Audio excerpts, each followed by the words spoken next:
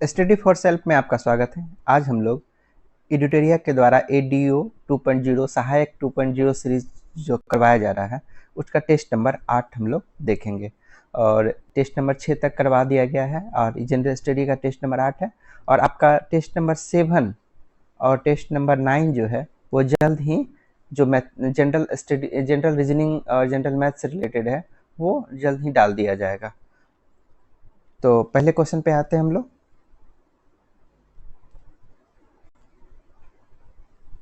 First question है कि walker परिसंचरण के संदर्भ में निम्नलिखित कथनों पर विचार कीजिए। तो वाकर परिसंचरण है क्या है वाकर परिसंचरण? तो ये क्या होता है कि उष्णकटिबंधीय प्रशांत महासागर के ऊपर वायु के ऊर्ध्वाधर मतलब ऊपर से नीचे और क्षैतिज दाएं से बाएं संचलन का एक वायुमंडलीय प्रतिरूप है। समान स्थितियों में उच्च वायुदाब पूर्वी प्रशांत जो कि दक्षिण अमेरिका के आसपास है और निम्न वायुदाब पश्चिमी प्रशांत जो इंडोनेशिया के आसपास होता है। तो ये यहाँ जो हवा का जो होता है मतलब क्षैतिज और ऊर्ध्वाधर उसे ही हम लोग क्या कहते हैं वाकर परिसंचरण तंत्र कहते हैं। उसी के बारे में पूछा जा रहा है यहाँ पे कि उष्णकटिबंधीय प्रशांत महासागर के वायु के ऊर्ध्वाधर और क्षैतिज संचलन का एक प्रतिरूप है। सही बात है, जो कि आपको पूर्वी प्रशांत जो कि उत्तरी दक्षिणी अमेरिका के पास है और निम्न वायुदाब आपको मिलता है इंडोनेशिया के आसपास। उसी वायुदाब के अंतर के कारण ये आपको वायु का परिसंचरण होता है। अल नीनो के दौरान प्रशांत महासागर के ऊपर यह परिसंचरण तीव्र होता है जिससे भारत में भारी वर्षा होती है। अल नीनो में भारत में भारी वर्षा कहाँ होता है? अल नीनो के कारण तो मानसून पे प्रभाव पड़ता है, ठीक है, विपरीत प्रभाव पड़ता है, वर्षा कम होती है। तो ये तो इसी से क्या हो गया, ये गलत हो गया आपका। एक्चुअली में देखिएगा कि अल नीनो के दौरान परिसंचरण क्या हो जाता है, कमजोर हो जाता है या फिर उल्टा हो जाता है। इसके कारण गर्म जल पूरब की ओर विस्थापित होती है जिससे भारत में वर्षा कम होती है। और तीसरे ऑप्शन पे आइए, ला नीना की स्थिति में पश्चिमी प्रशांत के क्षेत्र में निम्न वायुदाब का केंद्र और अधिक सुदृढ़ हो जाता है। ये क्या आपका सही है। तो ला नीना के दौरान क्या होता है, सामान्य वाकर परिसंचरण और भी मजबूत हो जाता है। पश्चिमी प्रशांत में निम्न वायुदाब केंद्र सुदृढ़ होता है जिससे भारत सहित दक्षिण पूर्वी एशिया में क्या होती है, अच्छी वर्षा होती है। तो आपका 1 और 3 क्या हो गया, 1 और 3 आपका सही है, 2 आपका गलत हो गया। 1 और 3 सही है, सी नंबर क्या हो गया, ये सही है। अब दूसरे नंबर पे आइए, निम्नलिखित जलसंधियों को उत्तर से दक्षिण के क्रम में व्यवस्थित कीजिए। उत्तर मतलब सबसे ऊपर में जान ही रहे हैं कि बेरिंग जलसंधि होता है ना, वही उत्तर से लेकर दक्षिण तक क्या करना है, इसे दिखाना है। तो सबसे पहले देखिए बेरिंग जलसंधि हो जाएगा, आपको 1 नंबर सबसे ऊपर हो जाएगा और जो आर्कटिक महासागर और प्रशांत महासागर को जोड़ती है तथा अलास्का और रूस को क्या करती है, अलग करती है। तो पहला ये हो गया। दूसरा देखिए दूसरा पे ये हो जाएगा 4 नंबर जिब्राल्टर जलसंधि जो कि स्पेन और मोरक्को के बीच स्थित है। ये भूमध्य सागर और अटलांटिक सागर को जोड़ती है। उसके बाद आप देखिएगा बास जलसंधि हो जाएगा। तो बास जलसंधि जो है ये ऑस्ट्रेलिया के मुख्य भूमि और तस्मानिया द्वीप के बीच स्थित है। और उसके बाद ये कुक जलसंधि हो जाएगा। और कुक जो है आपको न्यूजीलैंड जो है न्यूजीलैंड का उत्तरी और दक्षिणी द्वीप जो है उसको अलग करती है। कौन? ये आपको कुक जलसंधि। तो कुक जलसंधि यहाँ 3 हो जाएगा, तो 1 4 2 3 हो जाएगा, 1 4 2 3। भारत के भूगार्भिक संरचना के कालक्रम के अनुसार प्राचीनतम से नवीनतम की ओर सही क्रम में बताएं। सबसे प्राचीनतम कौन होगा? तो सबसे प्राचीनतम आपको हो जाता है धारवाड़ तंत्र सबसे प्राचीनतम। तो यहाँ पर भी दिया हुआ है, लेकिन धारवाड़ के बाद आपको हो जाता अरावली, ठीक है। तो यही आंसर हो जाएगा क्योंकि यहाँ धारवाड़ के बाद कोडप्पा दे दिया है। तो क्या होता है कि धारवाड़ तंत्र सबसे प्राचीन रूपांतरित अवसादी चट्टान है जो अत्यंत धात्विक सोना लोहा आदि के गुणों से समृद्ध होता है। उसके बाद अरावली तंत्र विश्व की प्राचीनतम वलित पर्वत श्रृंखलाओं में से एक है। इसका निर्माण धारवाड़ काल के अंतिम चरणों के दौरान हुआ, इसलिए इसके बाद माना जाता है। धारवाड़ काल जो है उसके अंतिम चरणों में किसका निर्माण हुआ? अरावली का निर्माण हुआ। जबकि कडप्पा देखिएगा, कडप्पा धारवाड़ चट्टानों के अपवर्तन से बनी है। यही धारवाड़ चट्टान के अपवर्तन से कौन बना? कडप्पा तंत्र बना है। अब विंध्यन तंत्र जो है, ये विंध्यन तंत्र कडप्पा के बाद निर्मित हुआ। ये कडप्पा तंत्र के बाद कौन सा हुआ? ये विंध्यन तंत्र में जो मुख्य रूप से भवन निर्माण के लिए प्रसिद्ध है। तो ये आपको सही हो गया। 4 नंबर पे आइए, रुद्धोष्म ताप परिवर्तन की प्रक्रिया के बारे में क्या सत्य है? देखिए, रुद्धोष्म परिवर्तन क्या होता है? अचानक अगर कोई वायु दाब अगर निकलता है, एनर्जी वगैरह का अचानक से ट्रांसफर होता है, तो उसे हम लोग क्या कहते हैं? रुद्धोष्म परिवर्तन कहते हैं। तो इसमें क्या होता है, जब वायु की एक राशि ऊपर उठती है तो बाहरी दबाव कम होने से उसका आयतन फैलता है और यह विस्तार में कार्य करने के कारण ऊर्जा व्यय होती है और वायु का तापमान गिर जाता है बिना किसी बाहरी ऊष्मा के आदान प्रदान के। तो इसमें आंसर क्या हो जाता है? देखिए क्या कह रहा है कि जब वायुमंडल की परतों के बीच ऊष्मा के आदान प्रदान से संबंधित है, तो वायुमंडल के परतों के बीच ऐसा नहीं होता है। ये वायु क्या कहता है, आपस में ही उसका खुद का एनर्जी ही खींचता है। जब वायु ऊपर उठती है तो बिना बाहरी ऊष्मा, देखिए है ना, बिना बाहरी, यहाँ कह रहा है ऊष्मा का आदान प्रदान हो जाता है वायुमंडल परतों के बीच, नहीं, बाहरी ऊष्मा ग्रहण किए, बिना बाहरी ऊष्मा ग्रहण किए इसके आयतन में विस्तार के कारण तापमान गिर जाता है। इंटरनल एनर्जी ही इसका क्या होता है? खर्च हो जाता है। यही आंसर हो जाता है इसका। निम्नलिखित सागरों को उनके लवणता के घटते क्रम में व्यवस्थित कीजिए। तो सागर है, उसका लवणता के घटते क्रम में आपको व्यवस्थित करने के लिए ये कह रहा है। तो इसमें क्या होता है कि सबसे ज़्यादा जो है आपको वान झील, तुर्की में जो वान झील, इसकी लवणता का करीब करीब 330% से 333%, मतलब प्रति हजार हो जाता है। ये विश्व के सबसे खारे जल निकायों में से एक बनाता है इसको। और उसी जगह पे आप देखिएगा मृत सागर का, तो मृत सागर जैसे जान रहे हो कि मृत 238% इसका होता है, 238% होता है। तो सबसे ज़्यादा वान हो गया, उसके बाद आपको मृत सागर हो गया, उसके बाद आपको लाल सागर हो जाता है, 37 से 41% हो जाता है, कि देखिए कितना कम है इन लोग की तुलना में। और उसके बाद आपको भूमध्य सागर का हो जाता है 37 से 39% के बीच होता है। तो सबसे ज़्यादा किसका हो जाएगा? तो वान 3 नंबर में यहाँ दिया हुआ है, और उसके बाद वान के बाद हो जाता है आपको मृत सागर। तो ये हो जाएगा 3, 1, 2, 4 हो जाएगा 1 नंबर।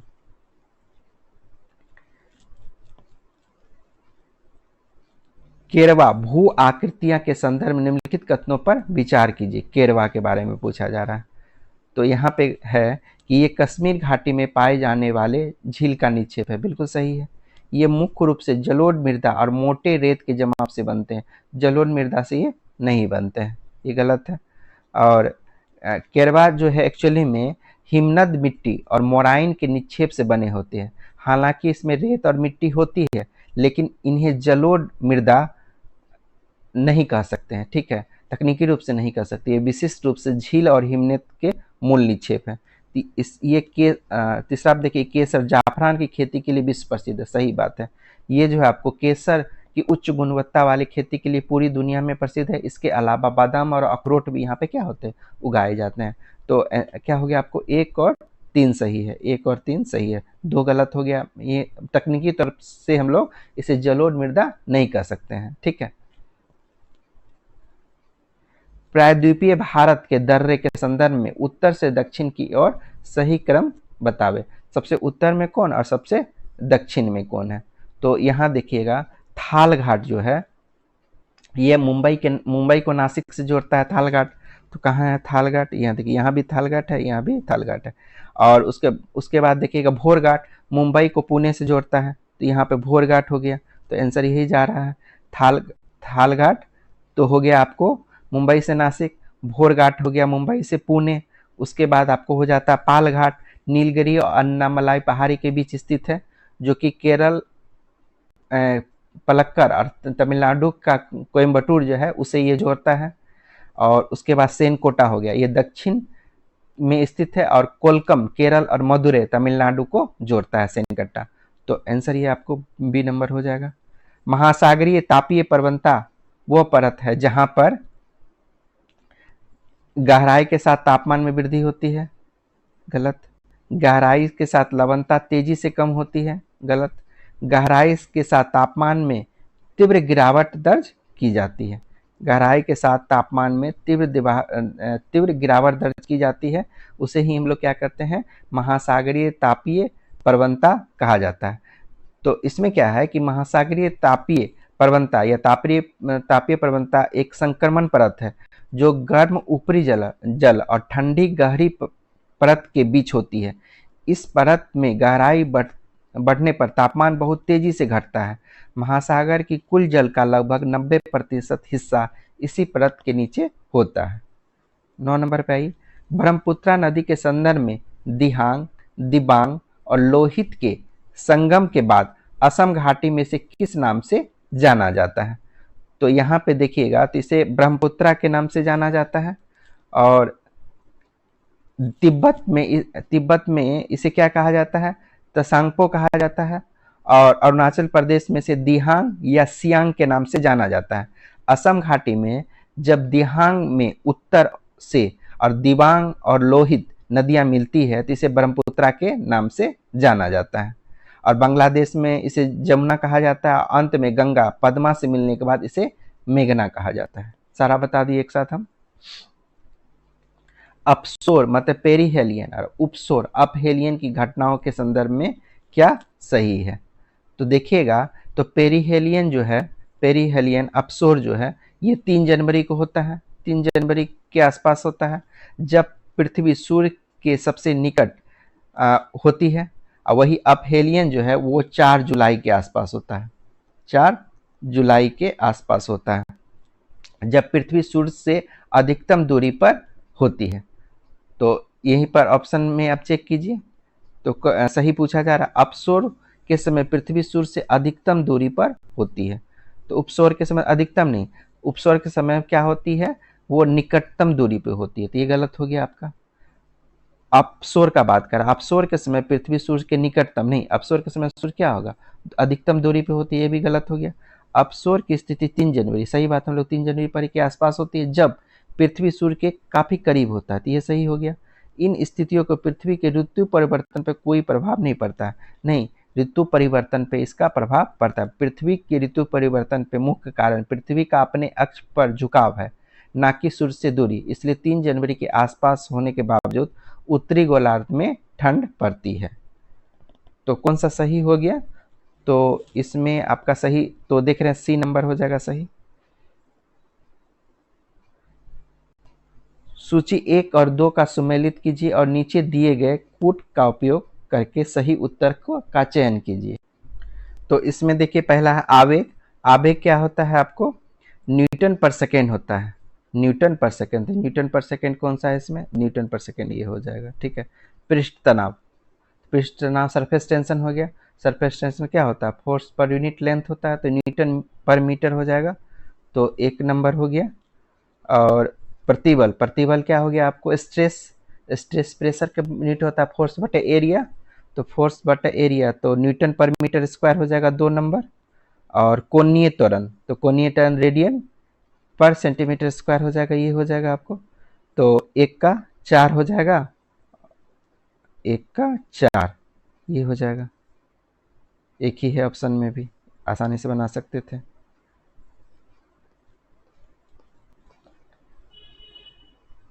एक कार एक गोल रास्ते में एक जैसी चलती है, तो नीचे दिए गए स्टेटमेंट में उनमें से कौन सा सही है? तो कह रहा है कि एक कार गोल रास्ते में एक जैसी चलती है, मतलब ये है गोल रास्ता है और एक जैसा चल रहा है। एक जैसा करने का मतलब क्या हो गया, उसकी चाल जो है हमेशा समान रहती है। वेलोसिटी तो समान होगी नहीं, क्योंकि दिशा क्या होता है, बदलते रहता है। जैसे यहाँ पे है, अब फिर अचानक से क्या हुआ कि ये यहाँ पहुँच गई, तो इस समय इसका दिशा क्या होगा, इस डायरेक्शन में। यहाँ पे है तो दिशा इस डायरेक्शन में, अगर यहाँ पहुँचा तो दिशा इस डायरेक्शन में। दिशा बदल गया मतलब वेलोसिटी बदलता रहेगा, तो चाल लेकिन नहीं बदलेगी, चाल नहीं बदलेगी। काइनेटिक एनर्जी क्या होगा, काइनेटिक एनर्जी क्या होता है, हाफ mv स्क्वायर होता है, मतलब यहाँ पे चाल अदिश राशि है काइनेटिक एनर्जी, तो वो भी क्या होगी आपको नहीं बदलेगी। जबकि आपको त्वरण, त्वरण क्या होता है, अंदर की तरफ होता है सर्कुलर पाथ पे, तो त्वरण बदलेगी। अभिकेंद्री बल का दिशा हमेशा क्या होगा, बदलता रहेगा।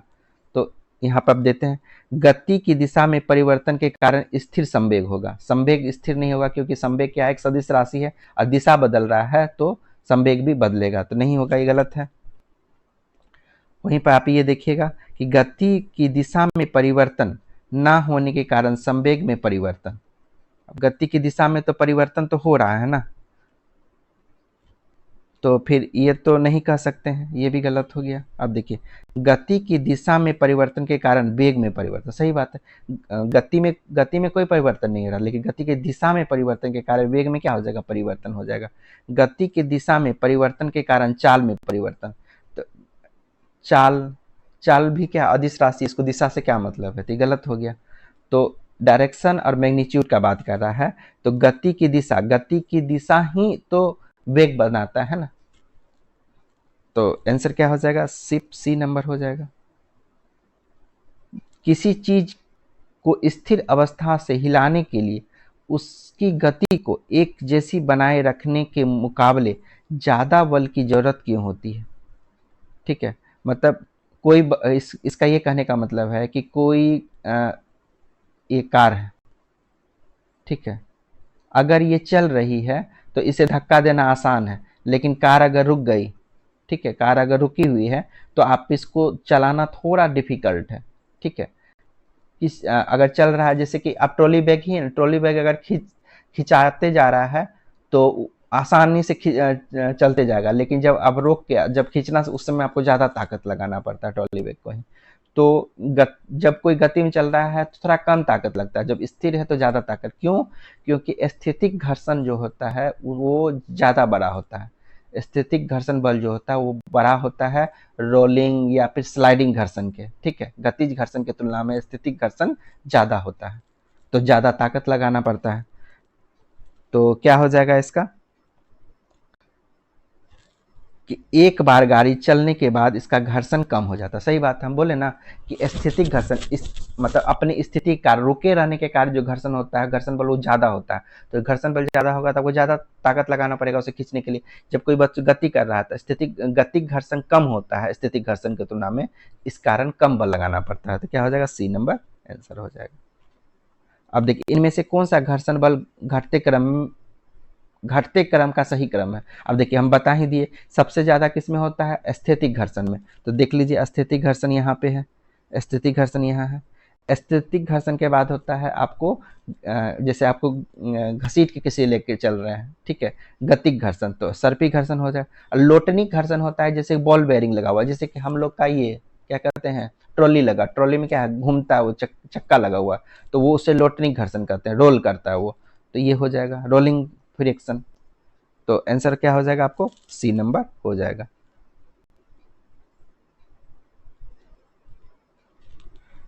जल में प्रकाश की चाल क्या होती है। तो जल प्रकाश की चाल तो ऐसे निर्वात में क्या होता है, 3 गुना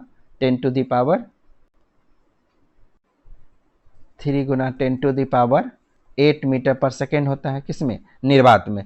और निर्वात में होता है, लेकिन जैसे सघनता बढ़ता जाता है, माध्यम का अपवर्तनांक बढ़ता है, तो उस हिसाब से क्या होता है, प्रकाश की चाल घटती है। तो ये देखिएगा जल में प्रकाश की चाल जो होता है 2.25 इंटू 10⁸ मीटर पर सेकेंड हो जाती है, जबकि ये 2.04 जो है ये आपको तारपीन के तेल में ये होता है, तारपीन के तेल में। तो आंसर क्या हो गया आपको, सी नंबर हो गया। और निर्वात, ये क्या है, निर्वात का चाल था आपको। निम्न में से कौन सा कथन स्नेल के नियम से संबंधित है।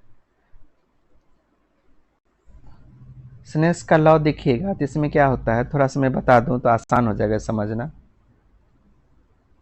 तो यहाँ सोचिए कि ऊपर हवा है और नीचे क्या है, उल्टा कर देता हूँ, अच्छा ठीक है, पहले मैं एक बार बता देता हूँ, नीचे पानी है, ठीक है।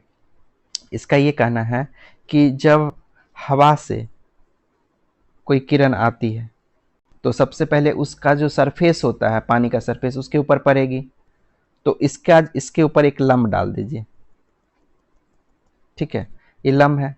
तो अब क्या है कि जब ये पानी में प्रवेश करेगी, ये किरण जो हवा से आ रही है प्रकाश की किरण, जब वो पानी में प्रवेश करेगी तो पानी क्या है, सघन माध्यम है, ठीक है, डेंसर मीडियम है, तो ये क्या होगी कि लंब की तरफ मुड़ जाएगी। क्या होगी, जैसे इसको जाना किधर चाहिए था, देखिएगा कि इसको इधर चल जाना चाहिए था, इस तरह सीधा जाना चाहिए था, इधर चल जाती है प्रकाश, अगर किधर कहीं नहीं मुड़ती, लेकिन क्या होता है कि ये इधर मुड़ जाती है।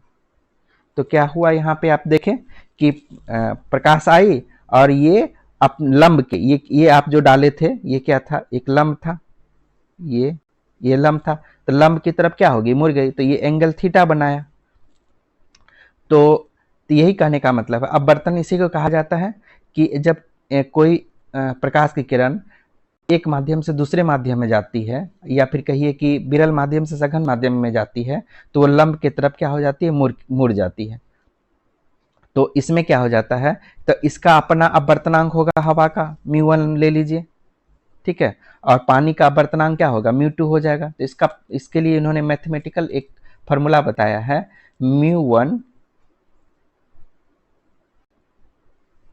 μ1 साइन आई, ये आई एंगल हो गया, आपतित किरण, ये क्या हो गया, परावर्तन आर हो गया, μ1 sine I is equal to होता है μ2 साइन आर के। तो ये आप इसे कर सकते हैं कि साइन आई अब बट्टा साइन आर बराबर क्या हो गया, μ1 बट्टा μ2। तो ये इसका स्नेल्स लॉ का मैथमेटिकल फार्मूला है। तो देख लिए, अब इससे हम लोग क्या करते हैं, एक बार कोशिश करते हैं हम लोग का सही है या नहीं है, ऑप्शन के हिसाब से हम लोग चूज करने का प्रयास करते हैं। तो इसमें सघन कह रहा है कि सघन माध्यम में आपतन कोण ये आई का मान कांतिक कोण से बड़ा होता है। सघन माध्यम में आपतन कोण का मान कांतिक कोण से बड़ा होता है। देखिए कांतिक कोण किसे कहते हैं, ये भी आपको थोड़ा सा देखना पड़ेगा। तो देखिए यहाँ पे हम बता रहे हैं, तो जैसे कि अब एक काम करते हैं, ये आपको ऊपर में हवा है और नीचे में क्या है, पानी है। अब उल्टा काम करते हैं, उल्टा ये काम करते हैं कि प्रकाश की किरण जो है, पहले हम लोग क्या करते हैं, एक लंब डाल देते हैं ऐसे करके, ये लंब हो गया, और प्रकाश की किरण जो है, अब क्या होता है कि सघन माध्यम मतलब पानी से हवा में जाएगा इस तरह से, तो इसका आई होगा। तो ये क्या होगा कि हम लोग जानते हैं कि अब ये क्या है, सघन माध्यम है और ये विरल माध्यम है। तो सघन माध्यम से जब विरल माध्यम में जाएगा तो ये लंब से क्या हो जाएगी, दूर हो जाएगी। तो अब जाना चाहिए था किसको, इसको इधर जाना चाहिए था, लेकिन क्या होगा, ये इस तरह से लंब से दूर हो जाएगी। तो कहने का मतलब ये हुआ। लेकिन कांतिक कोण क्या कहते हैं, जैसे जैसे अगर सोचिए कि अब ये मोड़ी, आप क्या किए, एक बार यहां प्रकाश का किरण यहां से भिजवाए तो ये और मुड़ जाएगी। आप क्या किए, और थोड़ा सा भिजवाए और ये मुड़ जाएगी। एक समय ऐसा आएगा कि जब आप यहाँ पे भेजिएगा यहाँ पे आएगी, लेकिन जैसे ही इससे ऊपर आप प्रकाश को भेजिएगा ये क्या हो जाएगा, इधर ही वापस आ जाएगी। मतलब पानी में ही, पानी की तरफ से प्रकाश भेजे और पानी में, तो ये पोजीशन ऐसा पोजीशन है जिसे कांतिक कोण कहा जाता है। क्रिटिकल एंगल से थोड़ा भी अगर ऊपर दीजिएगा तो प्रकाश क्या हो गया, उसी माध्यम में रिटर्न हो जाएगी। उसी कोण को क्या कहते हैं हम लोग, कांतिक कोण कहते हैं। तो कांतिक कोण जो है वो हमेशा क्या होता है, जैसे आई से बड़ा होगा कांतिक कोण तो ही क्या होगा, उसी माध्यम में वापस आ जाएगी। क्या कर रहा है, सघन माध्यम में आपतन कोण का मान कांतिक कोण से बड़ा होता है। तो कांतिक कोण कब होता है, टोटल इंटरनल रिफ्लेक्शन में हम बताया कि उसी माध्यम में रिटर्न हो जाता है। तो ये जो है जब प्रकाश की किरणें सघन माध्यम से विरल माध्यम में जाती है तो आपतन कोण कांतिक कोण से बड़ा हो जाता है। आपतन कोण का मान कांतिक कोण से बड़ा हो जाता है। तो किरण दूसरे माध्यम में जाने के बजाय उसी माध्यम में क्या हो जाती है, लौट जाती है। तो सघन माध्यम में आपतन कोण का मान कांतिक कोण से बड़ा हो जाएगा तो क्या होगा, उसी माध्यम में लौट जाएगी। तो ये टोटल इंटरनल रिफ्लेक्शन हो गया ना। और जबकि आपको स्नेल्स लॉ क्या कह रहा है कि ये इसका कहना है कि एक माध्यम से दूसरे माध्यम में भेजिएगा तो वो क्या होगा कि लम्ब से दूर या लम्ब से नज़दीक होता जाएगा। ठीक है, यही कहना है। लेकिन ये तो टोटल इंटरनल रिफ्लेक्शन का बात हो गया, तो ये स्नेल्स लॉ को नहीं संबंधित करता है, स्नेल्स लॉ से संबंधित नहीं है। आपतित किरण, आपतित किरण, आपतन बिंदु पर अभिलंब और अपवर्तित किरणें तीनों एक ही तल में होता है। तो यहां पर देखिएगा कि अपवर्तन का पहला ही नियम है, ये बताता है कि प्रकाश की किरणें और अभिलंब एक ही प्लेन पर स्थित होती है। ठीक है, एक ही प्लेन पर स्थित होती है। हालांकि ये अपवर्तन का नियम है, लेकिन इसे स्नेल्स का नियम नहीं कहा जाता है। तो ये भी अपवर्तन का नियम है, लेकिन स्नेल्स लॉ ये नहीं है, ये भी गलत। स्नेल्स लॉ आपको पूछा जा रहा है। तीसरा नंबर पे आ जाइए। तीसरा नंबर में कह रहा है कि आपतन कोण की ज्या साइन आई व अपवर्तन कोण की ज्या साइन आई आर का अनुपात दो माध्यमों के लिए एक नियतांक होता है। तो जैसे ये था ना, क्या था कि साइन आई साइन आर का क्या है, ये क्या कहते हैं, अपवर्तनांक का अनुपात है। तो वही बोल रहा है ना कि साइन आई या साइन आर जो है, साइन आई और साइन आर जो है किन्हीं दो माध्यमों में के लिए एक नियतांक होता है, जिसे दूसरे माध्यम के पहले माध्यम के सापेक्ष अपवर्तनांक कहते हैं। तो यही हो गया μ1 बट्टा μ2 बराबर साइन आई बट्टा साइन आर। यही चीज कह रहा है। यही क्या है, स्नेल्स लॉ का मैथमेटिकल फार्मूला है। स्नेल्स लॉ का क्या है, मैथमेटिकल फार्मूला है यहाँ पे। तो यहाँ पे देखिए आंसर तो एक तो 3 नंबर सही है, 3 यहाँ पे है, 3 के साथ ऐसा कोई नहीं ऑप्शन दिया हुआ है। देखिए क्वेश्चन क्या था, फिर से हम लोग क्वेश्चन एक बार समझने का कोशिश करते हैं। क्वेश्चन में कह रहा है कि निम्नलिखित में से कौन सा स्नेल के नियम से संबंधित है। देखिए यहाँ पे ये तो था ही नहीं, ये तो टोटल इंटरनल रिफ्लेक्शन से संबंधित था, लेकिन स्टेटमेंट ये भी सही है, लेकिन स्नेल्स लॉ का नियम नहीं। ये आपतित किरण, आपतन बिंदु पर अभिलंब और अपवर्तित किरणें तीनों एक ही तल में है, ये प्रकाश के अपवर्तन के सिद्धांत का पहला नियम है, लेकिन स्नेल्स लॉ तो नहीं है। और जबकि ये क्या है, ये तीसरा नंबर स्नेल्स लॉ है। तो सही तो अपवर्तन का नियम बताता है स्नेल्स लॉ, लेकिन स्नेल्स लॉ का ये नियम है, ये तो अपवर्तन का प्रथम नियम है। तो ठीक है, हम लोग 2 और 3 को मान के चलते हैं। ऑप्शन के हिसाब से हम लोग बी को चूज करेंगे। भारत के अंतरिक्ष विज्ञान की स्थापना कब हुई थी? तो भारत के अंतरिक्ष विभाग डीओएस की स्थापना भारत सरकार द्वारा जून 1972 में की गई थी। जून 1972 में की गई थी। नैनो टेक्नोलॉजी शब्द का सर्वप्रथम उपयोग किसने किया था? तो यहाँ पे देखिएगा, तो जापानी वैज्ञानिक नोरियो तानीगुची ने 1974 में किया था। नोरियो तानीगुची ने 1974 में इसका किया था। जबकि रिचर्ड फेनमैन को अक्सर नैनो टेक्नोलॉजी का जनक कहा जाता है। उन्होंने 1959 में there is plenty of room at the bottom नामक अपने प्रसिद्ध व्याख्यान में इसके पीछे की अवधारणा प्रस्तुत की थी। ठीक है, 18 नंबर पे आइए। 18 हो गया, 19 नंबर पे। 19 में मिलान करने के लिए कह रहा है। तो यहाँ पे देखिएगा कि एसीटोन जो है, एसीटोन और पानी को उसके मिश्रण से पृथक करना, तो ये क्या हो जाता है, आसवन विधि से पृथक कर सकते हैं हम लोग। 3 नंबर हो जाएगा इसका। पानी और मिट्टी के तेल के मिश्रण को पृथक करना, तो पृथक्करण विधि हो जाता है इसमें, तो 4 नंबर हो जाएगा। दूध से क्रीम का पृथक करना, तो अपकेंद्रण से हो जाता है। पौधे के अर्क से रंग के द्रव का, तो वर्ण लेखन हो जाएगा 1 नंबर। तो 3 4 2 1 हो जाएगा, 3 4 2 1। 20 नंबर पे आइए। निम्नलिखित में से कौन सा युग्म समभारिक का उदाहरण है? तो समभारिक क्या होगा, जिसका भार समान है लेकिन परमाणु संख्या अलग है। ठीक है, तो अब यहाँ पर देख लीजिए, हाइड्रोजन का भार कितना है, 1 है। हीलियम का भार कितना हो जाएगा, 2 हो जाएगा।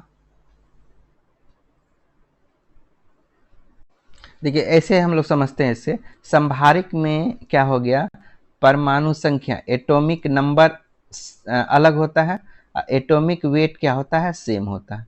एटॉमिक वेट सेम होना चाहिए। तो अब यहाँ पे देखिए एटॉमिक नंबर अगर आप हाइड्रोजन का देखिएगा तो हाइड्रोजन का एटॉमिक नंबर 1 होता है और हीलियम का एटॉमिक नंबर क्या होता है 2 होता है। लेकिन वही परमाणु भार देखिएगा तो हाइड्रोजन का परमाणु भार तो 1 ही हो जाता है, लेकिन हीलियम का परमाणु भार 4 हो जाता है। तो देखिए अलग अलग हो गया ना। तो समभारिक में क्या होता है, दोनों समान होना चाहिए। अब बी नंबर पे ऑक्सीजन और कार्बन दिया हुआ है, तो ऑक्सीजन का परमाणु संख्या कितना है 8 है, ठीक है, और कार्बन का परमाणु संख्या क्या है 6 है। तो अगर भार देखिएगा तो ऑक्सीजन का भार क्या हो जाता है 16 हो जाता है और इसका 12 हो जाता है। अलग अलग हो गया, नहीं होगा। अब कैल्शियम आर्गन का देखिए, कैल्शियम का परमाणु संख्या 20 होता है, ठीक है, और आर्गन का परमाणु संख्या क्या होता है 18 होता है, ठीक है। अब यहाँ पे देखिएगा कि द्रव्यमान संख्या इसका कैल्शियम का 40 होता है और आर्गन का भी क्या होता है 40 होता है। तो द्रव्यमान संख्या क्या हो गया समान हो गया, परमाणु संख्या क्या है अलग अलग है। तो यही क्या हो जाएगा आपको आंसर हो जाएगा, सी नंबर आंसर हो जाएगा। निम्नलिखित में से कौन सा परमाणु संख्या के अनुसार क्षारीय मृदा धातु का सही क्रम है? परमाणु संख्या के अनुसार कहा जा रहा है तो परमाणु संख्या के अनुसार सही क्रम, तो सबसे छोटा कौन सा होगा बेरियम, उसके बाद मैग्नीशियम 12, कैल्शियम 20, स्ट्रोंशियम और बेरियम। तो यही आंसर हो जाएगा, सबसे बड़ा बेरियम और सबसे छोटा बेरिलियम। हवा में मैग्नीशियम के रिबन के जलने से प्राप्त उत्पाद के संबंध में निम्नलिखित कथनों पर विचार कीजिए। यह दहन अभिक्रिया का एक उदाहरण है, सही बात है। मैग्नीशियम ऑक्साइड का सफेद पाउडर बनता है, सही है। उष्मा और प्रकाश उत्पन्न होता है, ये भी क्या है आपका सही हो गया। तो सारा का सारा क्या है सही, 1 2 3 सही है। उदासीनीकरण अभिक्रिया के दौरान H+ आयन क्रमशः, उदासीनीकरण अभिक्रिया क्या हो गया न्यूट्रलाइजेशन रिएक्शन, मतलब एसिड और बेस का रिएक्शन होता है। दौरान H+ आयन क्रमशः H+ कौन देगा एसिड देगा, तथा OH आयन कौन देगा बेस देगा। तो एसिड क्या हो गया अम्ल हो गया और बेस क्या हो गया क्षार हो गया। तो आंसर क्या हो जाएगा डी होगा।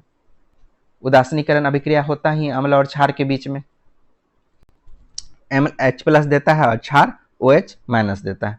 पोटासियम परमैंगनेट का उपयोग पेयजल को शुद्ध करने के लिए किया जाता है क्योंकि यह एक ऑक्सीकारक है। कि डी नंबर हो जाएगा, यह एक ऑक्सीकारक है इसलिए इसे शुद्ध वो जल को शुद्ध करने के लिए उपयोग में लाया जाता है।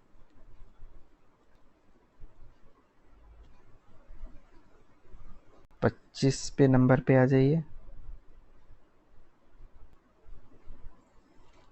क्या है कि सूची 1 और सूची 2 का मिलान कीजिए। तो यहाँ पे एपिस, तो एपिस क्या हो गया मधुमक्खी हो गया। तो एपिस मधुमक्खी है, इसमें क्या होता है हाइमेनोप्टेरा, ये हो जाएगा आपको। लीच जोक हो गया, तो ये क्या होता है हेरोडिनिया, ये हो गया यहाँ पे। केचुआ का हो जाता है ये हेप्लोटेक्सिडा, और टीनिया क्या क्या होगा साइक्लोफाइलिया। तो ये आपको इस तरह से मैच हो गया। यहाँ पे 26 पे आइए। निम्नलिखित में कौन सा कथन अर्धसूत्री विभाजन के लिए सत्य नहीं है? तो देखिए यहाँ पे कह रहा है कि देखिए 2 तरह का विभाजन है, एक समसूत्री विभाजन एक अर्धसूत्री विभाजन। समसूत्री विभाजन में क्या होता है कि समान तरह का बनता है, दोनों में क्या कहते हैं गुणसूत्र की संख्या समान होती है। लेकिन अर्धसूत्री में क्या होता है 4 तरह का 4 भाग में बढ़ जाता है, और इसमें क्या होता है गुणसूत्रों की संख्या आधी हो जाती है। तो अब देखिए अर्धसूत्री विभाजन के परिणाम स्वरूप परिणामी कोशिकाओं में गुणसूत्रों की संख्या दोगुनी हो जाती है, गलत हो गया। अर्धसूत्री विभाजन के दौरान पैतृक कोशिकाओं के जीन परिणाम कोशिकाओं के साथ मिश्रित होते हैं, सही बात है। ये आपको क्रॉसिंग ओवर होता है ना, वहां पे क्या होता है मिश्रित हो जाता है, ये सही है अर्धसूत्री विभाजन में। अर्धसूत्री विभाजन में जननांगों की विशेष कोशिकाओं में होता है जो युग्मक के उत्पादन के लिए होता है। अर्धसूत्री विभाजन सही बात है। तो आंसर क्या हो जाएगा आपको के लिए कौन सा सत्य नहीं है? तो सत्य नहीं कौन, यही पहला वाला ही क्या हो गया सत्य नहीं, ये भी क्या सही है। तो सत्य नहीं, तो आंसर क्या हो जाएगा 1 नंबर हो जाएगा। 26 का 1 नंबर हो जाएगा, दुगनी नहीं आधी हो जाती है। 27 नंबर अस्थाई उत्तक की कौन सी विशेषता है? तो अस्थाई उत्तक जो है उसमें विभाजन होना बंद हो जाता है। तो अस्थायी उत्तक उन कोशिकाओं में बने होते हैं जो अपनी विभाजन की क्षमता खो चुकी होती है और एक निश्चित कार्य करने के लिए वह विशिष्ट हो जाती है। ठीक है, तो यहाँ पे कौन सी विशेषता ये हो जाएगा, अंतः कोशिका के स्थान उपस्थित होते हैं, बी नंबर हो जाएगा, अंतः कोशिका के स्थान उपस्थित होते हैं। अस्थायी उत्तक जैसे कि इसका एग्जाम्पल भी देखिएगा, पेरेन्काइमा, इसके कोशिकाओं में खाली स्थान होता है जिसे अंतः कोशिकीय स्थान कहते हैं। 28 नंबर पे आ जाइए, सूची 1 और सूची 2 का मिलान कीजिए। एब्सिसिक हार्मोन और दिया हुआ, तो एब्सिसिक एसिड हो गया, तो एब्सिसिक एसिड का क्या काम हो गया, ये वृद्धि अवरोधक हार्मोन होता है। ठीक है, वृद्धि अवरोधक हार्मोन होता है, इस मुख्य रूप से ये वृद्धि अवरोध करता है और पौधे के विकास को रोकता है, बीज को सुषुप्ता अवस्था को बढ़ावा देता है। तो ये क्या हो जाएगा, वृद्धि अवरोधक 1 नंबर सही है।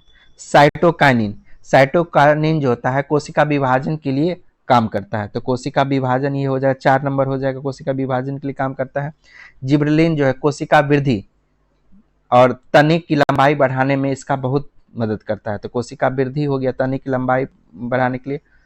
ऑक्जिन क्या हो गया, ये शीर्ष निष्क्रियता या ऑक्जिन पौधे में शीर्ष निष्क्रियता एपिकल डोमिनेंस के लिए जिम्मेदार होता है, ये मुख्य तना बढ़ाता है और पार्श्व कलियों में वृद्धि रुक जाती है, तो क्या हो जाएगा, ये शीर्ष निष्क्रियता, तो डी हो जाएगा। तो इस तरह से आंसर क्या हो जाएगा आपको, सी नंबर होगा, 1 4 3 2। निम्नलिखित में से कौन सा कथन सही नहीं है, ग्लूकोज लैक्टेट और ऊर्जा में टूटता है। देखिए ग्लूकोज जो है श्वसन के दौरान तीन तरह से टूट सकता है, 1 2 3। ठीक है, एक अगर मान लीजिए कि अगर पूरा ऑक्सीजन उसको मिला, ठीक है, तो ये क्या होगा, CO2 प्लस H2O प्लस ऊर्जा में ATP में टूट जाएगा। ठीक है, एक तो ये पोजीशन हो गया। दूसरा है कि वो लैक्टिक एसिड में टूट जाएगा, लैक्टिक एसिड में। और तीसरा है कि वो इथाइल अल्कोहल बना देगा। अगर ये कब होगा, ऑक्सीजन उसको नहीं मिलेगा। तो लैक्टिक एसिड देखिए कब बनता है, जब हम लोग दौड़ते उड़ते हैं, कम ऑक्सीजन मिलता है तो लैक्टिक एसिड बन जाता है पैर उड़ में, उसी कारण क्या होता है, पैर में आपको दर्द हो जाता है। लेकिन इथाइल अगर कम ऑक्सीजन मिलेगा तो इथिल अल्कोहल भी बनता है। देखिए ग्लूकोज लैक्टेट और ऊर्जा में टूटता है, सही है। ग्लूकोज इथेनॉल CO2 और ऊर्जा में टूटता है, सही है। ग्लूकोज CO2 H2 और ऊर्जा में टूटता है। 3 कार्य, ये दोनों का वो ऑक्सीजन की अनुपस्थिति में, ये ऑक्सीजन के उपस्थिति में। तो कौन सा सही नहीं है, तो क्या हो जाएगा, डी आंसर हो जाएगा इसका।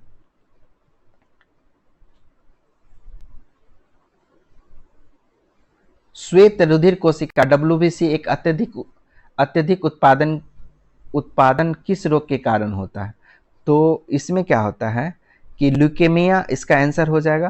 तो ल्यूकेमिया एक प्रकार का क्या है, रक्त कैंसर है जो अस्थि मज्जा में शुरू होता है और शरीर असमान रक्त कोशिका, श्वेत रक्त कोशिका का क्या करता है, अनियंत्रित और अत्यधिक उत्पादन करने लगता है। ये असमान कोशिका स्वस्थ रक्त कोशिका को बाहर निकाल देती है, जिससे शरीर की संक्रमण से लड़ने की क्षमता प्रभावित होती है। यहाँ पे देखिएगा एक खसरा क्या है, वायरस के कारण होता है। पोलियो भी क्या है, आपको संक्रामक वायरस है, तंत्रिका तंत्र को करता है, ये श्वसन तंत्र को, मधुमेह तो डायबिटीज है, ये आपका पेंक्रियाज के खराब होने के कारण होता है। 18वीं शताब्दी में मैसूर राज्य के संदर्भ में निम्नलिखित कथनों पर विचार कीजिए। हैदर अली ने डिंडुगल में फ्रांसीसियों की सहायता से एक आधुनिक शस्त्रागार स्थापित किया था। ये क्या है, सही है, क्योंकि हैदर अली ने अपनी सैन्य शक्ति को आधुनिक बनाने के लिए 1755 ईस्वी में डिंडुगल में फ्रांसीसी विशेषज्ञों की सहायता से एक आधुनिक शस्त्रागार का स्थापना करवाया था। हैदर अली ने अपनी नौसेना के लिए बोर्ड ऑफ एडमिरल की तर्ज पर एक नौसेना बोर्ड का गठन किया था। ये गलत है, बोर्ड ऑफ एडमिरल या नौसेना बोर्ड का गठन का श्रेय टीपू सुल्तान को जाता है। ठीक है, टीपू सुल्तान ने 1796 में नौसेना बोर्ड का गठन किया था और जहाजों के निर्माण के लिए मंगलोर, वाजिदाबाद, मोलिदाबाद में डॉकयार्ड गोदी की योजना बनाई थी। ये गलत हो गया। टीपू सुल्तान ने श्रृंगेरी के शारदा मंदिर की मरम्मत हेतु दान दिया था। ये भी क्या है, सही है। तो 1791 में रघुनाथ राव पटवर्धन ने मराठा घुड़सवारों ने श्रृंगेरी मंदिर पर छापा मारा था, जिसके बाद टीपू सुल्तान ने मंदिर की मरम्मत और देवी शारदा की मूर्ति की स्थापना के लिए धन और आवश्यक सामग्री दान दी थी। तो आपका 1 और 3 सही है, 1 और 3 सही है, केवल 2 कथन सही हो गया। रंजीत सिंह के शासनकाल के दौरान फौज एक खास के संदर्भ में कौन सा कथन सत्य है? फौज और खास के संदर्भ में पूछा जा रहा है आपको। तो यहाँ पे क्या हो जाएगा कि ये घुड़सवारों की एक छोटी टुकड़ी थी, गलत है। घुड़सवारों की छुट्टी नहीं, ये यूरोपीय प्रशिक्षण प्राप्त पैदल एक विशेष सेना थी, यही बात हो जाएगा। ये यूरोपीय जो है प्रशिक्षण प्राप्त था। 33 नंबर पे आ जाइए। निम्नलिखित में से कथन एक और कारण दो पे विचार कीजिए। लॉर्ड वेलेस्ली की सहायक संधि को स्वीकार करने वाला सतारा पहला राज था, ये गलत है। ठीक है, ऐसा नहीं था। क्यों नहीं था? कि वेलेस्ली की सहायक संधि स्वीकार करने वाला पहला राज्य हैदराबाद था। कब हैदराबाद किया था? 1798 ईस्वी में। ठीक है, सतारा जो था आपको वो डॉक्ट्राइन ऑफ लेप्स व्यक्तिगत के सिद्धांत के तहत मिलाया गया था 1848 में, तो गलत हो गया।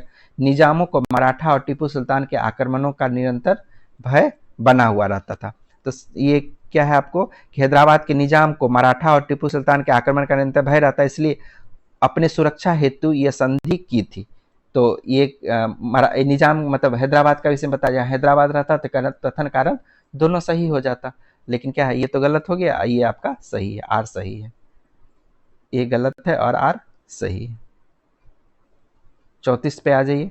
भू राजस्व व्यवस्था के संदर्भ में निम्नलिखित युग्मों पर विचार कीजिए।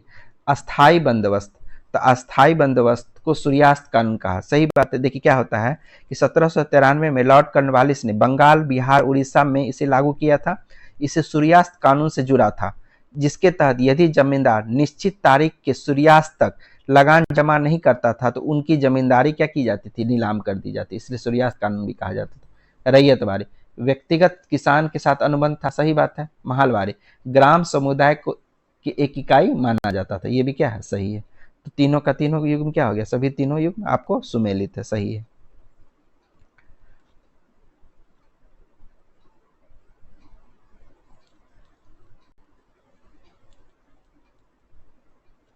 छत्तीस नंबर, 35 नंबर, हाँ 35 नंबर में क्या कह रहा है कि 1857 के विद्रोह के दमन के पश्चात पील आयोग के गठन का मुख्य उद्देश्य क्या था? तो इसमें क्या था कि सेना का पुनर्गठन करना था। देखिए, विद्रोह के कारण का जांच करना नहीं, सेना का पुनर्गठन करना, यूरोपीय अनुपात को संतुलित करना था। यही क्या हो जाएगा? सही हो जाएगा। 1857 के विद्रोह के बाद ब्रिटिश सरकार ने सेना के पुनर्गठन के लिए पील आयोग का गठन किया। इसका मुख्य उद्देश्य यह सुनिश्चित करना था कि भारतीय सैनिक दोबारा विद्रोह न कर सके। इसके लिए यूरोपीय सैनिक की संख्या बढ़ाई गई और सेना को बांटो और राज करो की नीति पर पुनर्गठित किया गया। बंगाल में यूरोपीय और भारतीय सेना का अनुपात 1:2 कर दिया गया। निम्नलिखित आंदोलन और उनके कालानुक्रम क्रम में व्यवस्थित कीजिए। तो सबसे पहला क्या हो जाएगा आपको? पागलपंथी विद्रोह। ये कब हुआ था आपको? 1813 से 33 तक। ठीक है, पागलपंथी विद्रोह उत्तरी बंगाल में करमशाह के द्वारा हुआ था। ये अर्ध धार्मिक विद्रोह था। उसके बाद हो जाता है फरायजी आंदोलन। फरायजी आंदोलन ये होता है आपको 1818 से 1857 तक। ठीक है, इसमें हाजी शरीयतुल्लाह द्वारा पूर्वी बंगाल में इस्लाम के सुधार हेतु किया गया था। उसके बाद बहावी आंदोलन 1820 सैयद अहमद बरेलवी के द्वारा नेतृत्व में रायबरेली में से शुरू किया गया था, जो पटना तक फैला था। उसके बाद कोका विद्रोह, ये 1840 ईस्वी में। ठीक है, 1840 ईस्वी में ये पंजाब में भगत जवाहर मल और बाद में बाबा राम सिंह के द्वारा चलाया गया था। तो इस तरह से क्या हो जाएगा इसका? 4321, 4321 हो जाएगा, 4321। ईश्वर चंद्र विद्यासागर के योगदान के संदर्भ में लिखित कथनों पर विचार कीजिए। उन्होंने संस्कृत कॉलेज का द्वार गैर ब्राह्मण छात्रों के लिए खोल दिया था। तो ईश्वर चंद्र विद्यासागर ने 1891 में संस्कृत कॉलेज के प्राचार्य के रूप में कार्यभार संभाला था। उन्होंने शिक्षा को सभी के लिए सुलभ बनाने के उद्देश्य से कॉलेज के द्वारा गैर ब्राह्मण छात्रों के लिए भी खोल दिए थे, जिससे शिक्षा पर ब्राह्मणों का एकाधिकार पर चुनौती मिली थी। तो नहीं पूछा जा रहा, तो ये क्या आपको सही आंसर है। तो उन्होंने विधवा पुनर्विवाह के पक्ष में प्राचीन वैदिक शास्त्रों का प्रमाण प्रस्तुत किया था। तो उन्होंने विधवा पुनर्विवाह के समर्थन पर एक लंबा आंदोलन चलाया था। उनके तर्कों को पुख्ता करने के लिए उन्होंने प्राचीन वैदिक शास्त्रों और ग्रंथों का प्रमाण प्रस्तुत किया था, जिससे यह सिद्ध हुआ कि हिंदू धर्म में विधवा पुनर्विवाह की अनुमति है। इन्हीं के प्रयासों के कारण 1856 में हिंदू विधवा पुनर्विवाह अधिनियम पारित हुआ था। तो ये भी क्या है, सही है। तो पूछ रहा कौन सा सही नहीं है, तो ना तो एक गलत है ना तो दो गलत है, दोनों का दोनों क्या है, सही है। निम्न में से 1833 के चार्टर अधिनियम के संदर्भ में कौन सा कथन सत्य नहीं है? तो इसने बंगाल में गवर्नर जनरल को भारत का गवर्नर जनरल बना दिया था। इसने कंपनी के व्यापारिक एकाधिकार को पूर्णतः क्या किया था, समाप्त कर दिया था। इसने सिविल सेवा के चयन के लिए खुली प्रतियोगिता का सफल आयोजन किया था। ये गलत हो जाता है। क्या हुआ था, तो सिविल सेवा ये जो इस सिविल सेवा प्रतियोगिता जो है, इस अधिनियम में खुली प्रतियोगिता शुरू करने का प्रयास किया गया था, लेकिन कोर्ट ऑफ डायरेक्टर के विरोध के कारण यह प्रभावी रूप से शुरू नहीं हुआ था और 1853 में के अधिनियम से संभव हो पाया था। 1853 के अधिनियम से यह संभव हो पाया था। 1833 के अधिनियम में तो कोशिश किया गया था, लेकिन ये हो नहीं पाया था क्योंकि कोर्ट ऑफ डायरेक्टर्स ने क्या किया था, इसका विरोध किया था। तो ये क्या हो गया, गलत हो गया, और गलत ही पूछा जा रहा, तो आंसर डी हो गया आपको। प्रार्थना समाज के संस्थापक और प्रसारकों के संदर्भ में कौन सा समूह सही है? तो इसमें देखिए, प्रार्थना समाज की स्थापना 31 मार्च 1867 को मुंबई में आत्माराम पांडुरंग के द्वारा किया गया था। तो सही है, आत्माराम पांडुरंग के द्वारा। इस संस्था को वास्तविक शक्ति और पहचान तब मिली जब इसमें 1869 को महादेव गोविंद रानाडे इसमें जुड़े थे। तो क्या हो जाएगा, बी आंसर हो जाएगा, सही है। स्वदेशी आंदोलन 1905 के दौरान कला के क्षेत्र में निम्नलिखित में से कौन सा किसने भारत माता का प्रसिद्ध चित्र बनाया था? तो रविंद्रनाथ टैगोर ने बनाया था। निम्नलिखित कथन एक और आर का विचार करें। 1907 में कांग्रेस का सूरत विभाजन टाला जा सकता था। सही बात है, टाला जा सकता था। अगर आपसी मतभेद जो है उसे दूर कर लिया जाता तो इसे टाला जा सकता था। नरमपंथी और गरमपंथी दोनों ही लाला लाजपत राय को अध्यक्ष बनाना चाहते थे। ये क्या है, बिल्कुल गलत है, क्योंकि गरमपंथी जो थे वो लाला लाजपत राय को बनाना चाहते थे, ये तो सही है। लेकिन नरमपंथी जो थे वो लाला लाजपत राय को नहीं बनाना चाहते थे, वो चाहते थे कि रासबिहारी बोस बने। तो और साथ साथ क्या था कि विवाद जब बढ़ा तो लाला लाजपत राय क्या किए थे, अपना नाम वापस ले लिए थे ताकि एकता बनी रहे। फिर भी नरमपंथियों ने गरमपंथियों की मांगे जैसे स्वदेशी बहिष्कार को स्वीकार नहीं किया, जिससे विभाजन हो गया। बिल्कुल, तो पहला ये गलत है और ये सही है, तो एसर्शन सही और आर गलत है। गदर पार्टी की स्थापना के संदर्भ निम्नलिखित कथनों पर विचार कीजिए। इसकी स्थापना सैन फ्रांसिस्को में लाला हरदयाल द्वारा की गई थी। सही बात है। इसका मुख्य उद्देश्य भारत में सशस्त्र विद्रोह के माध्यम से ब्रिटिश शासन को खाट फेंकना, यह भी सही है।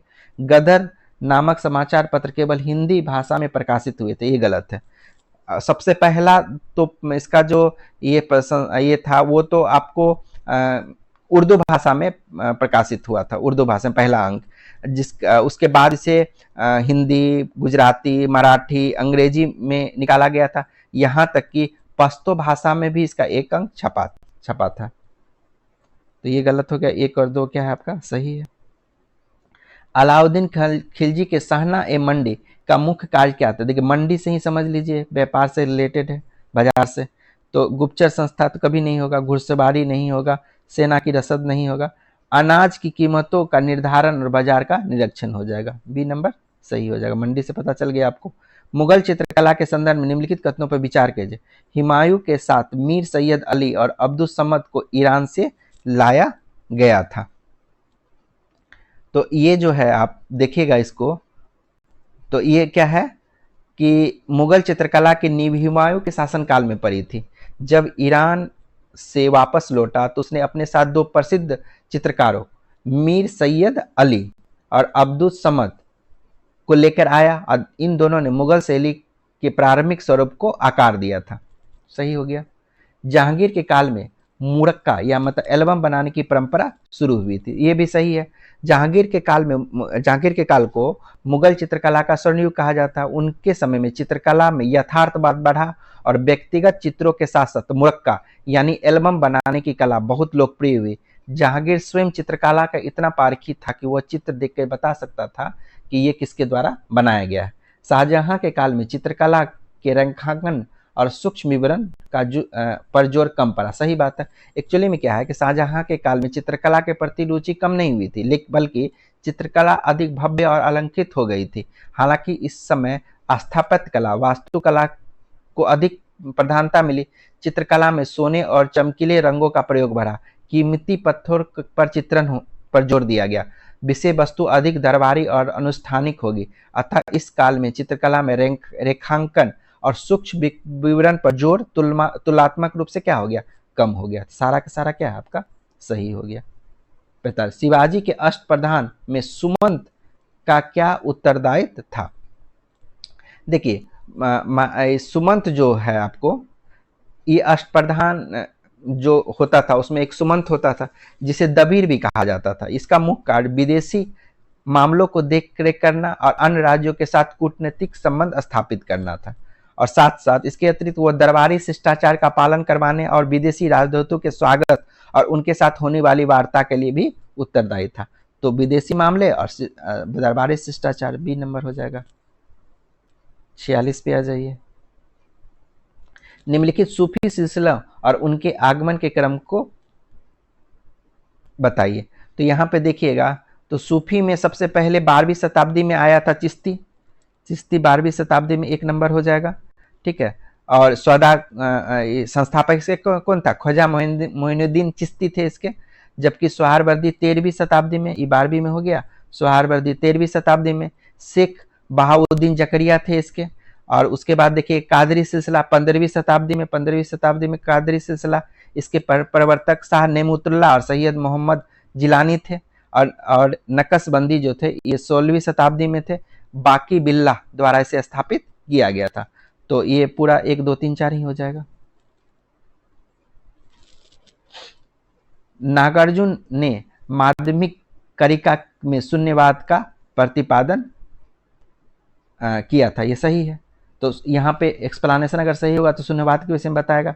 विज्ञानवाद के अनुसार ब्रह्म जगत की कोई सत्ता नहीं है, ये केवल चित्त की चेतना का सत्य है। तो ये भी सही है, लेकिन ये शून्यवाद को एक्सप्लेन नहीं कर रहा है।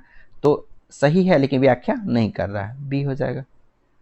गुप्तकालीन मंदिर वास्तुकला के संदर्भ में निम्नलिखित कालानुक्रम के रूप में व्यवस्थित करें। तो यहाँ पर देखिएगा कि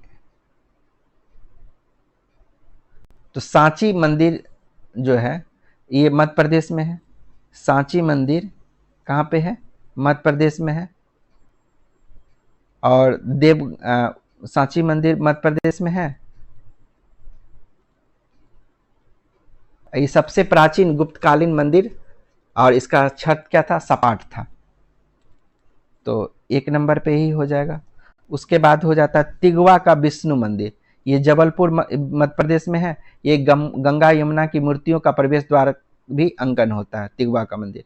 उसके बाद क्या हो जाएगा, ये क्या कहते हैं 1 और 4, 1 4 यहाँ देखिए 1 4 दोनों जगह। उसके बाद हो जाता है भीतरगांव ईट मंदिर, भीतरगांव ईट का मंदिर, ये कानपुर उत्तर प्रदेश में है। 3 नंबर ये, तो आंसर ये हो जाएगा। और दशावतार मंदिर क्या है, देवगढ़ में। प्रथम शिखर युक्त मंदिर शेष सियाई विष्णु की प्रतिमा है इसमें। तो 1 नंबर हो गया।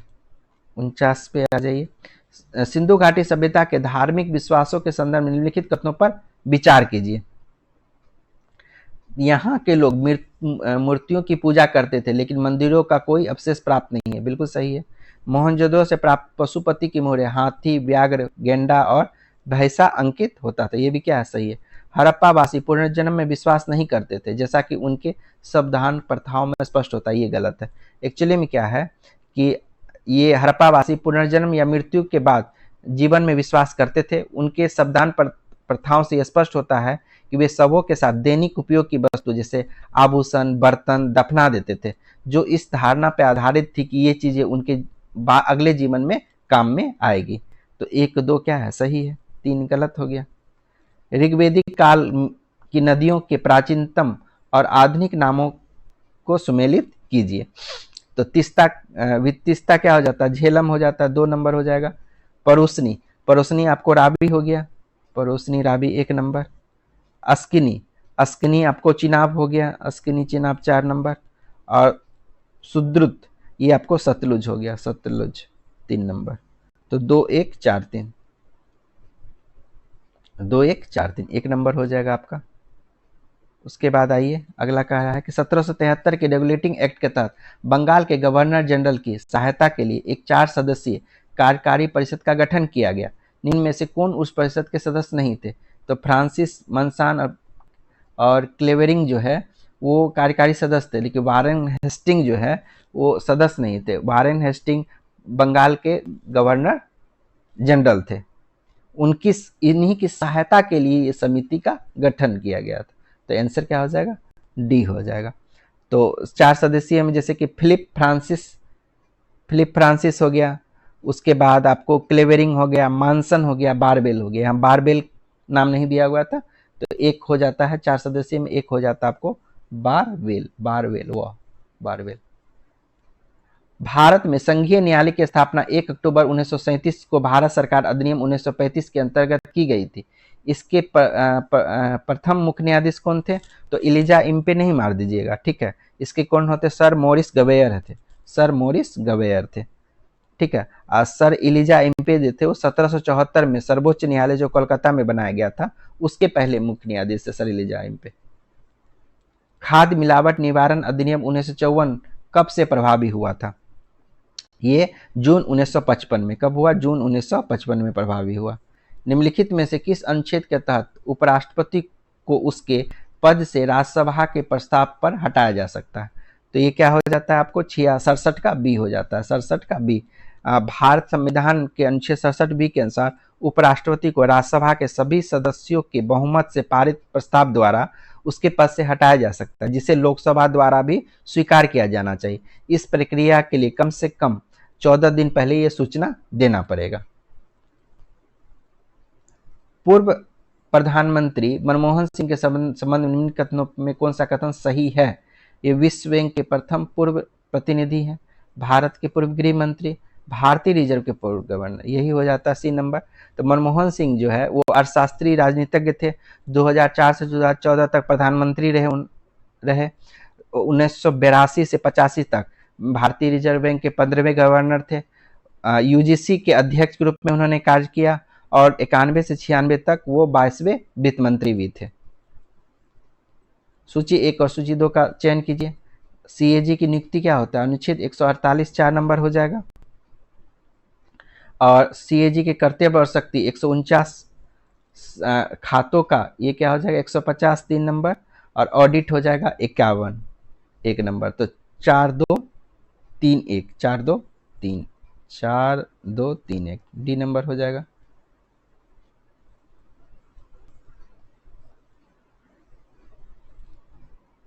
आ, 57 नंबर पे आइए। अल्पसंख्यक शब्द की परिभाषा भारत के संविधान में नहीं दी गई है, सही है। अल्पसंख्यक आयोग संवैधानिक निकाय नहीं है, ये क्या है? सही है। तो सिर्फ क्या हो गया आपको? एक सही है और ये मतलब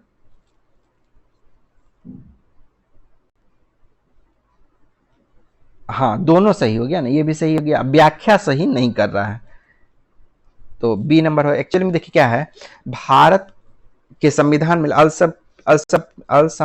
अल्पसंख्यक शब्द को परिभाषित नहीं किया है, यह केवल भाषाई और धार्मिक अल्पसंख्यकों को मान्यता देता है।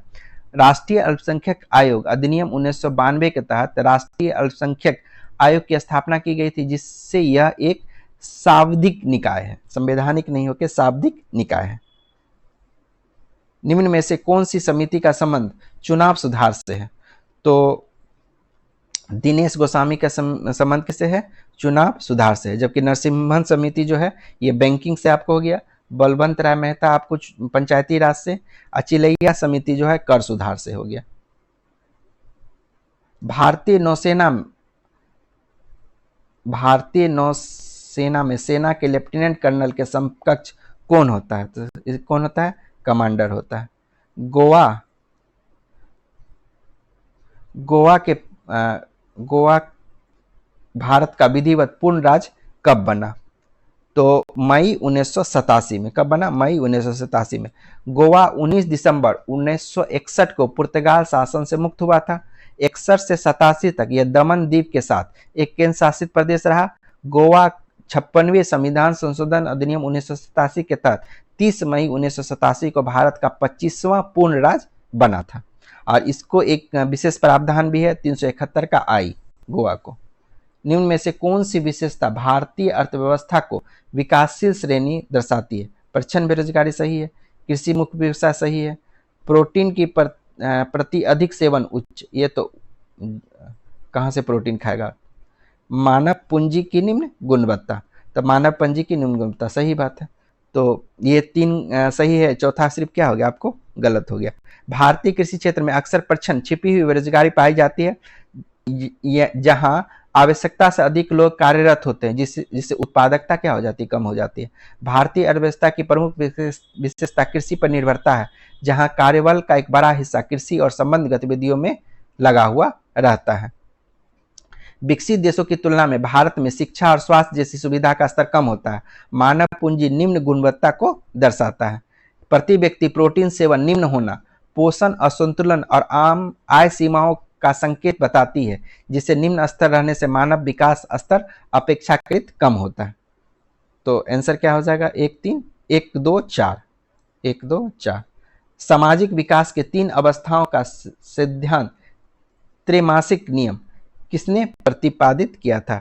तो अगस्त काम्पटे ने। इनके अनुसार मानव समाज में बौद्धिक विकास 3 प्रमुख अवस्था होकर गुजरता है, एक धार्मिक, एक तात्विक, एक वैज्ञानिक अवस्था। जैसे जैसे अर्थव्यवस्था विकसित होती है, राष्ट्रीय आय में तृतीय क्षेत्र का अंश क्या होता है? बढ़ता है।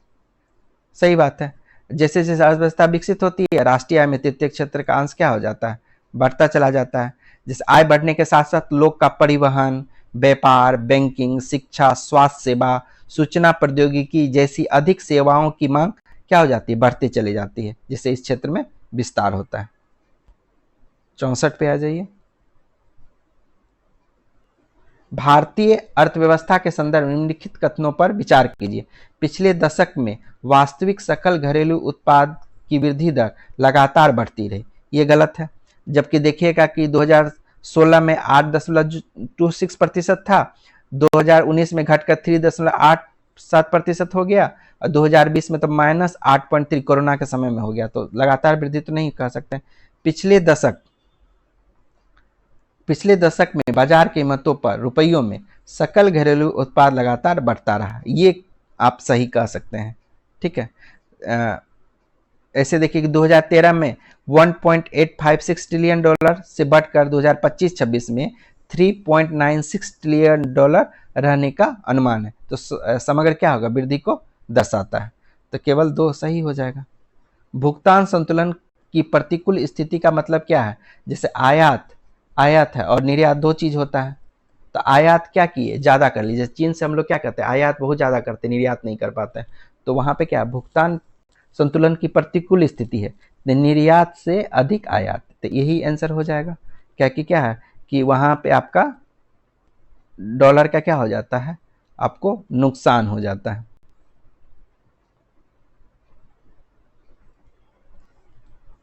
भारत में धन शोधन निवारण अधिनियम 2002 कब से लागू है? तो ये है धन शोधन अधिनियम निवारण 2002 का अधिनियम है, लेकिन इसे आधिकारिक राजपत्र में अधिसूचना के बाद 1 जुलाई 2005 से प्रभावी बनाया गया। 1 जुलाई 2005 से इसे प्रभावी बनाया गया। मांग के नियम के अनुसार निम्नलिखित में से कौन सा कथन सही है? तो जब कीमत गिरती है तो मांग क्या हो जाती है? बढ़ती है। क्या होता है कि जब किसी वस्तु की कीमत बढ़ती है तो उपभोक्ता उसकी कम मात्रा खरीदते हैं, वही जब किसी वस्तु की कीमत घटती है तो उपभोक्ता उससे अधिक मात्रा में खरीदना चाहते हैं। अंतर्राष्ट्रीय व्यापार का मुख्य सुरक्षा कवच क्या है? तो अंतर्राष्ट्रीय व्यापार का मुख्य सुरक्षा कवच जो है विश्व व्यापार संगठन है। तो विश्व व्यापार संगठन है। पाटलिपुत्र को सर्वप्रथम किस शासक ने अपनी राजधानी बनाया था? तो कौन था? उदयन ने। किसने बनाया था? उदयन ने बनाया था। बिहार को अलग प्रांत के लिए आंदोलन, जिसके परिणाम स्वरूप 1911 में बिहार उड़ीसा के लिए नए प्रांत का निर्माण हुआ, का नेतृत्व किसने किया था? सच्चिदानंद सिन्हा ने इसका नेतृत्व किया था। जबकि अन्य साथी कौन थे इसमें? नंदकिशोर लाल, कृष्ण सहाय, अली इमाम, मंजरुल हक, दीपनारायण सिंह, ये महेश नारायण आदि थे। बिहार सोशलिस्ट पार्टी के संस्थापना के प्रमुख स्थापकों में कौन शामिल थे? तो ये क्या हो जाएगा? रामवृक्ष बेनीपुरी थे, राम मनोहर लोहिया भी थे, जयप्रकाश नारायण भी थे, ठीक है, आचार्य नरेंद्र देव भी थे। तो उपयुक्त में एक से अधिक हो जाएगा।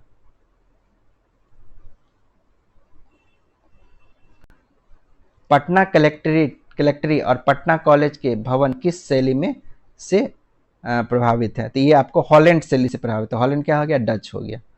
डच शैली से प्रभावित थे।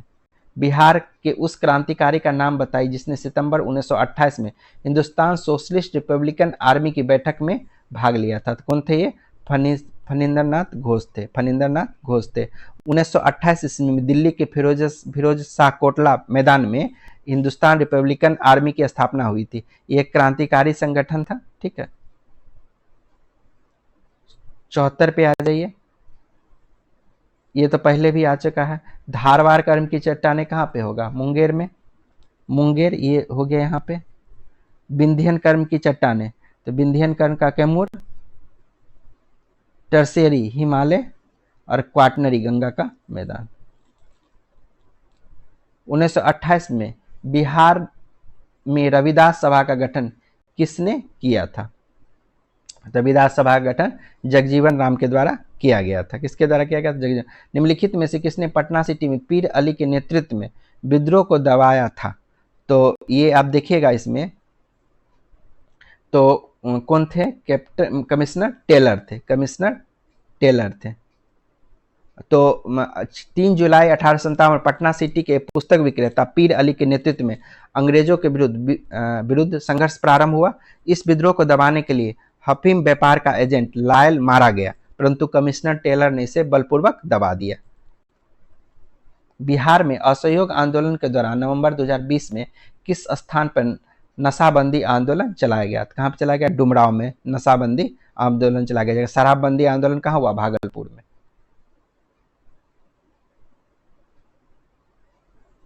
श्री कृष्ण सिंह द्वारा गठित बिहार के निर्वाचित सरकार ने फरवरी 1938 में किस कारण से इस्तीफा दे दिया था? क्वेश्चन बीपीएससी में पूछा गया है।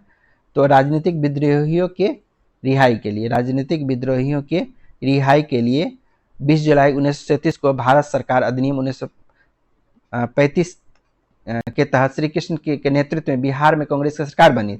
लेकिन फरवरी 1938 में राजनीतिक विद्रोहियों की रिहाई के मुद्दे पर श्री कृष्ण द्वारा गठित सरकार से इस्तीफा दे दिया था। बिहार पंचायती राज अधिनियम 2006 के संदर्भ निम्नलिखित कथनों पर विचार कीजिए। यह बिहार का पहला राष्ट्र जिससे पंचायती राज संस्थाओं में महिलाओं को 50% आरक्षण लागू किया। सही है। ग्राम पंचायत के सदस्य के रूप में चुनाव लड़ने के लिए न्यूनतम 25 वर्ष नहीं 21 वर्ष, ये गलत हो गया। ग्राम सभा की बैठक के लिए कोरम कुल सदस्यों का 1/10 होना चाहिए। सही है। 1 और 3 सही हो गया। बिहार में बहने वाली पवित्र नदी फल्गु निम्नलिखित में से किस नदी के संगम पर बनती है? तो मोहना और लीलाजना मोहना और लीलाजना नदी, ये हो जाता है। हाल ही में विपक्ष ने लोकसभा स्पीकर ओम बिरला के खिलाफ संविधान के किस अनुच्छेद के तहत लोकसभा महासचिव को अविश्वास प्रस्ताव का नोटिस सौंपा है? तो ये क्या हो जाता है? 94 के सी के तहत। तो विपक्ष ने बजट सत्र के दौरान 10 फरवरी को लोकसभा स्पीकर ओम बिरला के खिलाफ संविधान के अनुच्छेद 94 सी के तहत अविश्वास प्रस्ताव सौंपा गया। विपक्ष ने ओम बिरला पर सदन के संचालन में खुलेआम एक तरफा रवैया और विपक्षी नेताओं को बोलने की अनुमति न देने का आरोप लगाया। स्पीकर के खिलाफ अविश्वास प्रस्ताव के लिए 14 दिन पहले नोटिस देना अनिवार्य है और इसे 50 सदस्यों का समर्थन आवश्यक है, जिसके बाद ये चर्चा की अनुमति मिलती है। जब स्पीकर को हटाने का प्रस्ताव विचाराधीन हो तो अनुच्छेद 96 के अनुसार वे सदन का संचालन नहीं कर सकते हैं, लेकिन सदन की कार्यवाही में भाग ले सकते हैं और बोल सकते हैं। लोकसभा अध्यक्ष को हटाने के लिए प्रभावी बहुमत, विशेष बहुमत की आवश्यकता होती है। केंद्रीय गृह मंत्री ने लोकसभा में संविधान संशोधन विधेयक 130वां 2025 पेश किया, जिसमें प्रधानमंत्री, राज्य के मुख्यमंत्री या केंद्र या राज्य के किसी अन्य मंत्री को गंभीर आपराधिक मामलों में गिरफ्तार और हिरासत में रखने पर पद से हटाने का प्रस्ताव है। इसके अनुसार किसी मंत्री को लगातार कितने दिन तक गिरफ्तार और हिरासत में रखा गया हो तो उसे पद से हटा दिया जाएगा। तो 30 दिन का समय दिया गया है इसमें। बिहार आर्थिक सर्वेक्षण 2025-26 के अनुसार 2019 से 23 की अवधि में बिहार में जन्म के समय कुल औसत आयु कितनी दर्ज की गई? तो बिहार की औसत आयु जो है 69.3 वर्ष है, 69.3 वर्ष है, जिसमें देखिएगा कि पुरुष का जो है 68.9 वर्ष है और महिलाओं का 69.7 वर्ष है। और यूएनडीपी के अनुसार भारत में जन्म की कुल प्रत्याशा जो है 72 वर्ष है भारत में, बिहार में तो 69.3 वर्ष है। 1 फरवरी 2026 को पीएम ने पंजाब के किस हवाई अड्डे का नाम बदलकर श्री गुरु रविदास जी हवाई अड्डा कर दिया? तो कौन सा ही है आपको? आदमपुर हवाई अड्डा। आदमपुर हवाई अड्डा का नाम बदल दिया गया है, ठीक है। फरवरी 2026 में बिहार सरकार ने इंटरनल सिक्योरिटी के मामले में ऑफिशियली कौन सा माइलस्टोन हासिल किया है? तो क्या होगा? स्टेट वन, तो ये क्या हो जाए? बी नंबर हो गया। बिहार को नक्सल फ्री राज्य घोषित करना। एक्चुअली में क्या है, फरवरी 2026 में मुंगेर जिले के आखिरी बचे हथियारबंद माओवादी सुरेश कोड़ा के सरेंडर के बाद बिहार को ऑफिशियली नक्सल फ्री राज्य घोषित कर दिया गया है। ऑस्कर समारोह 2025 में किस फिल्म को सबसे अधिक 5 अवार्ड जीते हैं? तो सबसे अधिक 5 अवार्ड किसने जीते? अनोरा ने। अनोरा सर्वश्रेष्ठ फिल्म मिला है। सर्वश्रेष्ठ निर्देशक जो है शॉन बेकर को फिल्म अनोरा के लिए। सर्वश्रेष्ठ अभिनेत्री माइकी मेडिसिन फिल्म अनोरा के लिए। सर्वश्रेष्ठ मूल पटकथा अनोरा को। सर्वश्रेष्ठ फिल्म संपादन अनोरा को। और सर्वश्रेष्ठ अभिनेता जो है एड्रियन ब्रॉडी फिल्म है उसका द ब्रूट लिस्ट के लिए मिला है। पहला ओलंपिक द स्पोर्ट्स गेम की मेजबानी 2027 में कौन सा देश करेगा? तो ये कौन करेगा? सऊदी अरब करेगा। सऊदी अरब करेगा। निम्न में से किसे 22 मार्च 2025 को हिंदी भाषा का 59वां ज्ञानपीठ पुरस्कार प्रदान किया गया? विनोद कुमार शुक्ल को प्रदान किया। विनोद कुमार शुक्ल को प्रदान किया गया। और 2024 में उन्हें 69वां ज्ञानपीठ पुरस्कार से सम्मानित किया गया है।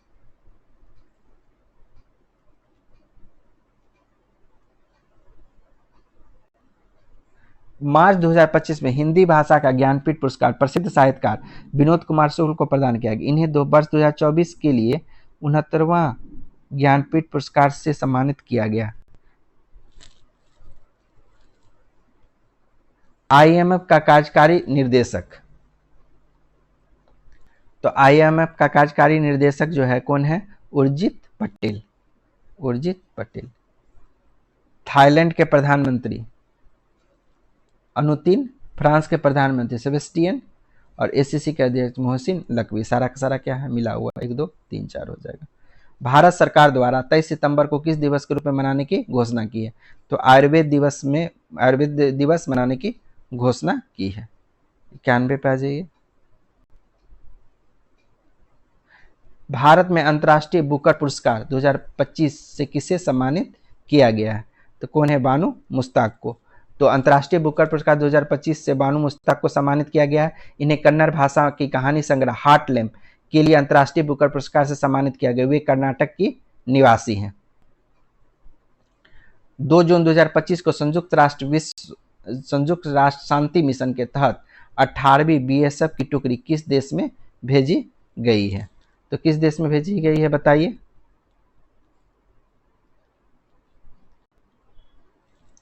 कांगो लोकतांत्रिक गणराज्य में। इसका कौन है? कैलाश सिंह के नेतृत्व में भेजा गया है, ठीक है। और 160 कर्मी इसमें होंगे, जिसमें 25 महिला कर्मी भी होंगी। निम्न में से किस राज्य सरकार द्वारा मई 2025 में अंकुर पहल की शुरुआत की गई? तो ओडिशा के द्वारा अंकुर पहल की शुरुआत की गई। इसमें क्या होता है कि शहरी बुनियादी ढांचाओं का विकास को बढ़ावा देना होता है। Atal network for knowledge urbanization and reforms, Ankur का फुल फॉर्म है। अंकुर पहल के द्वारा शहरों के भविष्य के लिए तैयार किया जाएगा, जिससे सभी प्रकार की सुविधा उपलब्ध होगी। प्रधानमंत्री नरेंद्र मोदी ने वेब्स 2025 शिखर सम्मेलन में अपने भाषण के दौरान ऑरेंज इकोनॉमी के उदय की घोषणा की। ऑरेंज इकोनॉमी क्या है? तो इसमें क्या होता है कि ऑरेंज इकोनॉमी एक क्रिएटिव इकोनॉमी है जो मीडिया, फिल्म, संगीत, गेमिंग, कला, कंटेंट, संस्कृति, रचनात्मकता और बौद्धिक संपदा द्वारा संचालित होता है। तो आंसर क्या हो जाएगा? इसका बी नंबर हो जाएगा। उन आर्थिक गतिविधियों को संदर्भित करता है जो धन रोजगार उत्पन्न करने के लिए रचनात्मक संस्कृति और बौद्धिक संपदा का लाभ उठाती है। 2 जुलाई 2025 को इग्नू की पहली महिला कुलपति किसे चुना गया? तो महिला उमा कांजी लाल को। जलवायु परिवर्तन के कारण विश्व में पहली नियोजित पलायन योजना के तहत अपनी जनसंख्या को कौन सा देश स्थानांतरित कर रहा है? तो तवालु। कहां पर स्थानांतरित कर रहा है? ये ऑस्ट्रेलिया में ये स्थानांतरित कर रहा है। 27 अगस्त 2025 को विश्व के सबसे बड़े किस रॉकेट को सफलतापूर्वक लॉन्च किया गया, जिसे नासा ने 2027 में चांद मिशन के लिए चुना है? स्टारशिप।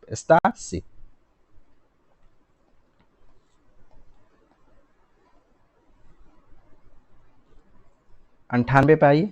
98 में है कि देवभूमि परिवार योजना उत्तराखंड सरकार द्वारा शुरू की गई है। सही है। नागालैंड हॉर्नबिल महोत्सव 2025 के लिए यूनाइटेड किंगडम भागीदार देश था। सही है। जलवायु परिवर्तन प्रदर्शन सूचकांक 2026 भारत 23वें स्थान पर। सही है। In phrase of creolization politics and the other access किताब मनोज कुमार झा द्वारा लिखित है। तो उपयुक्त में क्या हो जाएगा? सभी सही हो जाएगा। लोकसभा अध्यक्ष ओम बिरला ने किस राज्य की 106वां विधानसभा स्थापना दिवस पर नेशनल ई विधान एप्लीकेशन का शुभारंभ किया? कहाँ किया? बिहार में किया। 15 जुलाई 2025 को भारतीय अंतरिक्ष यात्री शुभांशु शुक्ला और एक्सियोम 4 मिशन के क्रू सदस्य IAS ने 18 दिन बिताने के बाद वापस ISS है ना, वापस धरती पर सुरक्षित लौटा है। तो कौन है ये? शुभांशु शुक्ला है, जो कि एक्सियोम 4 मिशन के तहत गए थे।